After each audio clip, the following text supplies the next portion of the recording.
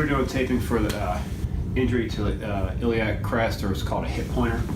So the first thing we have to do is we have to find the iliac crest. All right, so usually you come down from the ribs, so you have hard tissue there. We have kind of the more soft abdominal tissue, then you find another bit of hard tissue. That's your iliac crest. Usually some sort of contusion to that area or a fall to that area, blunt force or a fall to the area causes pain on the iliac crest. So we want to try to pad and support that area, but also give that area biofeedback so that the athlete, as they move, they don't move and flex away from this area, because that's going to cause strain and stress to this. The iliac crest has a lot of muscle tissue that kind of attaches in that area, so any movement away from it puts extra strain and stress on it. We can also put a pad on that area. We can even cover that pad with some sort of orthoplast or moldable plastic covering on it, so as the athlete gets back into activity, they don't get hit on that area. The area can get dissipated, so you can do that as well. We're just going to kind of do the basic taping for hip pointer.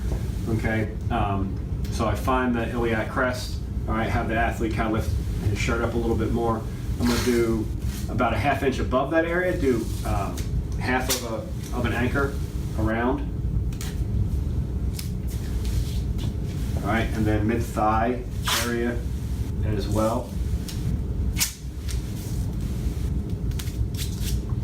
Okay, so I'm going to do 8 parallel strips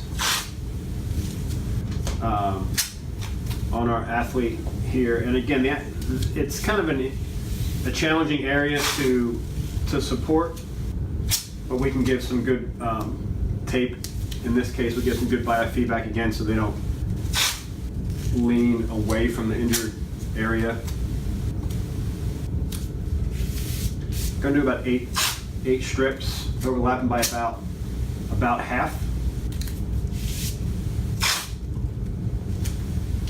Again, it's a real kind of volatile, dynamic area, a lot of stress in this area, so you may have to spray some tough skin real lightly to the flank, to the abdominal area, so it stays.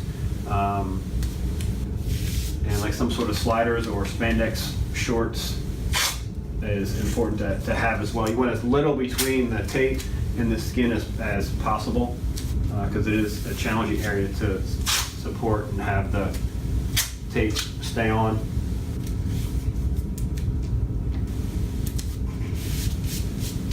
So I'm pretty much having the athlete in a neutral position when I do this. I can have them lean a little bit towards, before I apply the tape, lean a little bit towards the injured area to kind of shorten it a little bit, but I just kind of have this athlete in a neutral position. Once I get about my 8 strips on there, I'm going to do 2 kind of X patterns over that area for additional support. From anchor to anchor. And it's not like you're pulling one way or another. It's not like you have to pull from distal to proximal or vice versa.